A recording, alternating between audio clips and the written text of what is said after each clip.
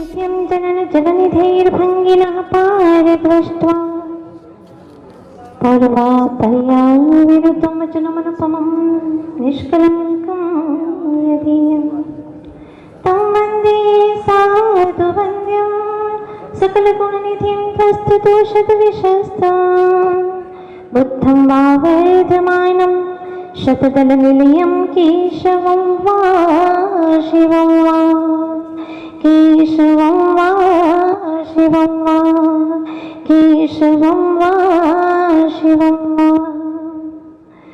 विद्या गुरु के चरण पड़े जहाँ धरती चंदन बन जाती, प्रजा शांति का अनुभव करती, वैर भावना मिट जाती। अपने इस नश्वर जीवन में शाश्वत सुख रस घोलेंगे, जब तक घट में श्वास रहेगी गुरुवर की जय बोलेंगे। जब तक घट में श्वास रहेगी गुरुवर की जय बोलेंगे, हम गुरुवर की जय बोलेंगे। बोलिए आदि तीर्थंकर श्री आदिनाथ भगवान की, चैतन्य चमत्कारी श्री पार्श्वनाथ भगवान की, संत शिरोमणि अध्यात्म योगी आचार्य गुरुदेव श्री विद्यासागर जी महाराज की, भक्तामर महामंडल विधान की, आलिका रत्न श्री रिजुमती माता जी की, माता जी की, वरनी आज्ञा संघ की। पैर में शक्ति होने पर भी मंदिर न जाए तो जब विकलांग हो जाएगा तो क्या जाएगा। आंखों में रोशनी है फिर भी शास्त्र नहीं पढ़ता, प्रभु का दर्शन नहीं करता, तो जब रोशनी ही नहीं रहेगी तो क्या दर्शन कर पाएगा। जब बुद्धि है, बहुत अच्छा काम कर रही है बुद्धि, जब बुद्धि रहते भी आत्मचिंतन न करे तो जब बुद्धि विफल हो जाएगी तो आत्मचिंतन कैसे कर पाएगा। आचार्य भगवान कहते हैं कि जब तेरे पास में पर्याप्त धन है और तू दान नहीं करता तो निर्धन हो जाएगा, तो कैसे दान करेगा। इसीलिए समय रहते सब कुछ कर ले। आज बात समय की करेंगे। समय अर्थात आत्मा, समय अर्थात काल, समय अर्थात जेना गम, समय के अनेक अर्थ हैं। इसीलिए आचार्य देव कहते हैं जो दे गया सो ले गया और जो खा गया सुख हो गया।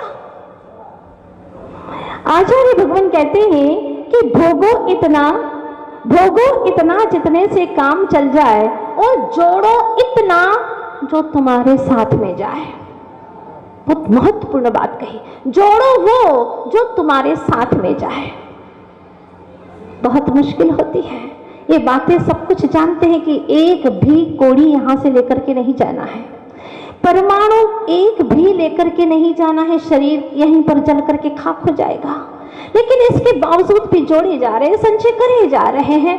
सौभाग्यशाली हैं वे जिन्होंने आवश्यकता जिसकी नहीं थी उसका सदुपयोग करके जिनालयों में, जिन मंदिर में, वेदिका में और परोपकार के कार्यों में दान दे दिया। अन्यथा इस जीव को सुध-बुध ही नहीं रहती, क्या करणीय है, क्या कर्तव्य है, क्या कर्तव्य भूल ही जाता है। सुना था मैंने, मित्र ने कहा चलो नगर के बाहर उद्यान में गुरु महाराज पधारे, 6 ऋतुओं के फल फूल एक साथ फूल गए, चलो जल्दी। वह कहता है मैं नहीं आता। अगर गुरु की शरण में गया और उन्होंने कुछ त्याग करा दिया तो, कुछ नियम दे दिया तो, और मेरा जो धन है वह कहीं मुझे दान करना पड़ गया तो, अज्ञानी क्या सोचता है, यही तो विचार करता है। और वह कहता है कि देखो अभी मुझे फुर्सत भी नहीं है, अभी मेरे पास में टाइम भी नहीं है। बिल्कुल अज्ञानी जो कहता है वह अपने अगले भव की दशा को देखकर ही उसका जीवन ऐसी परिणति के रूप में चलता है। वो कहता है कि मेरे पास भी फुर्सत नहीं है। तो मुझे बात याद आती है, जब भी कभी हम विहार करते हैं, गाय भैंसे बकरियां भेड़ इनको चरते हुए देखते हैं, इनको घूमते हुए देखते हैं, कई लावारिस भटकती रहती हैं इधर उधर। उन्हें देख करके मन में विचार आता है कि पहले इन्हें भी कहा था कि चलो जिन मंदिर विधान कर लो, पूजा कर लो, गुरु पधारे उनकी वाणी सुन लो, धर्म ध्यान कर लो, यह अवसर है। लेकिन उन्होंने कहा था कि अभी फुर्सत नहीं है। अब जब उन्होंने ये कहा तो मर करके बन गए गाय भैंस बकरियां भेड़ें। अब अवसर ही अवसर है, फुर्सत ही फुर्सत है, 24 घंटा फुर्सत में नाए माए घूम रहे हैं। बुंदेलखंड में बोलते हैं ना, नाए माए घूम रहे हैं, इधर से उधर भटक रहे हैं। इसीलिए अगर अपना भाव सुधारना चाहते हो तो अपने भावों को सुधार लो। कहते हैं ना, भाव सुधरता भव सुधरे छे, भाव बिना नहीं सुधरे भाव। भाव बगड़ता भव बगड़े छे, भाव बिना नहीं बगड़े भाव। भाव ही तुम्हारा सबसे बड़ा सुरक्षा कवच है, और कोई सुरक्षा कवच नहीं है। अपने परिणाम, अपने पवित्र भाव, वही हमारा सुरक्षा कवच है। इसीलिए आचार्य भगवान गुरु श्री विद्यासागर जी महाराज ने बहुत बड़ा महाकाव्य लिखा है, मूक माटी महाकाव्य। क्या सुंदर पंक्तियां लिखी है। क्या कहते हैं, उजली उजली जल की धारा बादलों से झरती है धरा, धूल में आ धूमिल हो, दल दल में बदल जाती है। वही धरा नीम की जड़ों में जा मिलती, कटुता में ढलती है, सागर में जा लवणाकर कहलाती है। वही धारा बेटा विषधर मुख में जा विषहाला में ढलती है, सागरीय शक्तिका में जा स्वाति का नक्षत्र का काल हो तो मुक्ति का बनकर झिलमिलाती है। वही धारा बेटा जैसी संगति मिलती है वैसी मति होती है, और जैसी मति होती है वैसी गति होती है। यही हुआ है युगों युगों से, भवों भवों से।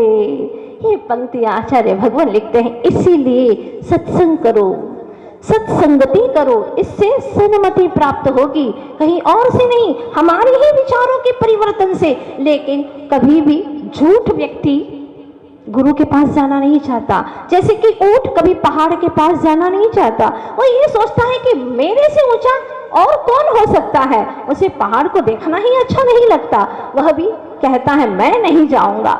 अब क्या करें, कुछ समझ में बात आ नहीं रही है। मोह बहुत खतरनाक है, लोग कहते हैं मोह बहुत खतरनाक है, लेकिन हमारे गुरुदेव ने एक दिन प्रवचन में कहा था, मोह खतरनाक नहीं है, खतरनाक तुम्हारे दुर्विचार है। मोह तो कर्म है, जड़ प्रकृति है, उसमें इतनी क्षमता कहाँ। तुम्हारे भीतर में जो राग द्वेष रूप परिणति है वो खतरनाक है। इसीलिए कहते हैं डरने की कोई बात नहीं है, मोह कर्म से आपको बिल्कुल नहीं डरना है।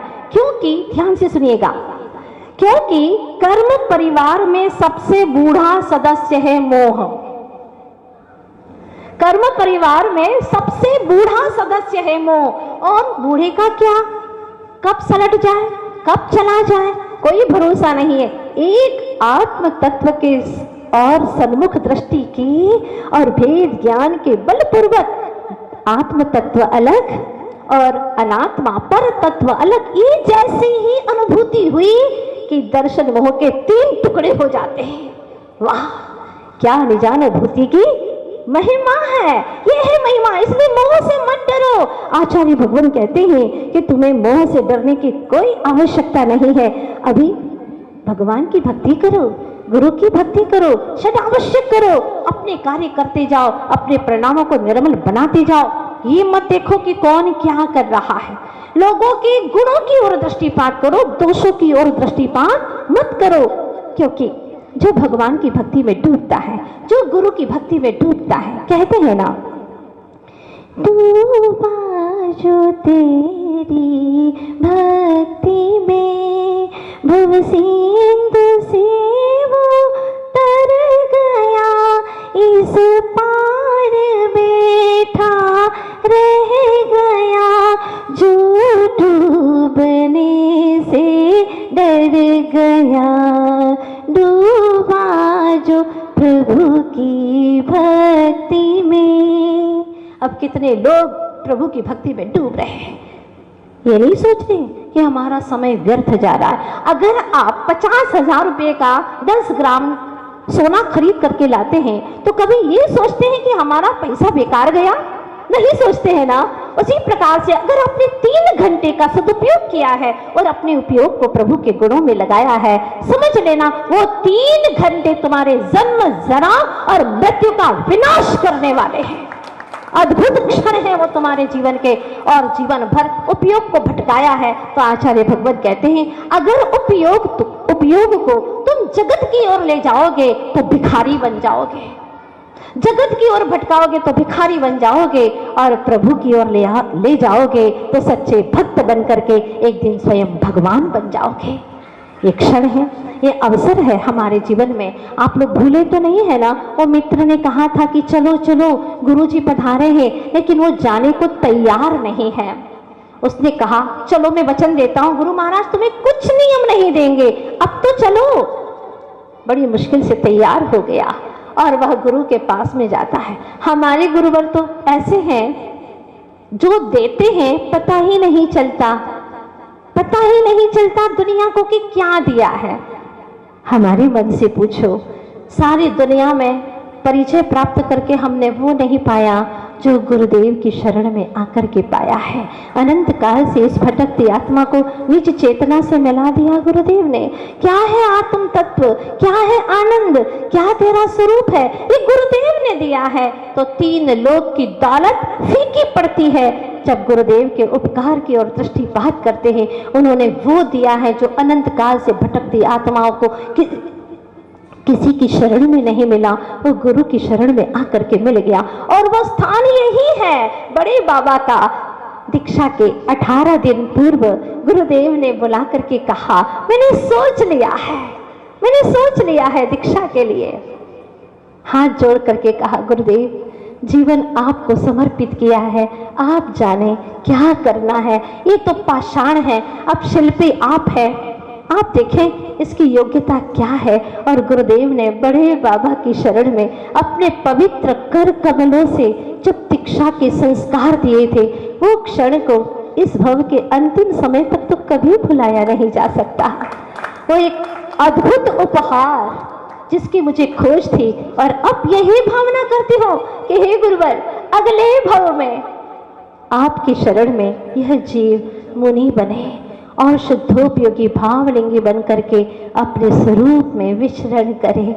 बस यही भावना है भव्य जीवो, तुम भी भावना करो, और सिर्फ भावना ही नहीं, ऐसे भीतर से प्रार्थना करो कि अब मुझे कुछ नहीं चाहिए। जब आपकी दृष्टि जड़ पदार्थों से हटेगी और आत्म पदार्थ की ओर लग जाएगी तो ये सारा धन आपको व्यर्थ प्रतीत होगा, लगेगा कि इससे मेरा कोई वास्ता नहीं है दूर दूर तक, और जो भी है उसका मैं सदुपयोग कर लो। क्योंकि फिर आपसे यही बात दोहराती हूँ कि धन होने के बावजूद भी अगर दान नहीं दिया तो निर्धन होकर के क्या दे पाओगे। ये अवसर है, ये क्षण है, हमारा लक्ष्य मात्र प्रभु की भक्ति करना है। और भक्ति के दौरान बहुत सारे ऐसे घटक सामने आते हैं कि जब नदियां बहती है तो बहुत सारे कूड़े कचरे को भी बहा करके सागर की ओर ले जाती है। बस उसी प्रकार से इस भक्ति के प्रवाह में पता नहीं कितने भव्य जीवों ने अपने जड़ धन का सदुपयोग करते हुए यहाँ पर दान दिया है। और यहाँ का दान मतलब अक्षय दान है, ये अक्षय दान है। क्योंकि 7 जगह दान देने का आचार्य भगवान कहते हैं, उसमें प्रमुख यह है कि आप जिन बिंब के लिए दान दे, जिन मंदिर के लिए दान दे। क्योंकि जिन बिंब दंसनेणय निधत्तिनिकाचियावि कम मक्खय दंसनादो, जो कर्म कहीं नष्ट नहीं होते हैं और जिन बिंब के दर्शन करने मात्र से ही नष्ट हो जाते हैं। इसीलिए भव्य जीवो डुबकी लगाओ इस भक्ति के सरोवर में, और जो भी कूड़ा कचरा भरा पड़ा है उसको इस गंगा में डाल दो। निश्चित रूप से आपका मन स्वच्छ हो जाएगा, पावन हो जाएगा। यहाँ पर तो पामर भी आकर के पावन हो जाते हैं, पशु भी परमेश्वर हो जाते हैं। ये गुरु का द्वार है, आचार्य गुरुवर श्री विद्यासागर जी महाराज का, जहाँ आने के बाद में सुकून मिलता है, आनंद मिलता है। और जिसकी प्यास थी अनंत अनंत काल से, वो प्यास बुझाने का वह पावन तत्व ज्ञान का जल मिलता है। मैंने अनुभव किया है, अगर आपको भी अनुभव करना है तो आइएगा। अभी भावों से, फिर लॉकडाउन खुलने के बाद में द्रव्य से मिलते हैं और बड़े बाबा की और भक्ति करते हैं बड़े आनंद के साथ में। कितना आनंद आएगा, वो क्षण ऐसा होगा। फिर यही कहती हूँ, बाहर में मत भटको। दूर दूर तक सन्नाटे हैं, जाओगे तो भटकोगे, गुरु चरणों में यदि आए तो अनंत सुख को पाओगे। आइए सभी श्री गुरुदेव के चरणों में, बड़े बाबा के चरणों में करते हैं भक्ति। बोलिए कुंडलपुर के बड़े बाबा की, संत शिरोमणि आचार्य गुरुदेव श्री विद्यासागर जी महाराज की, भक्तामर महामंडल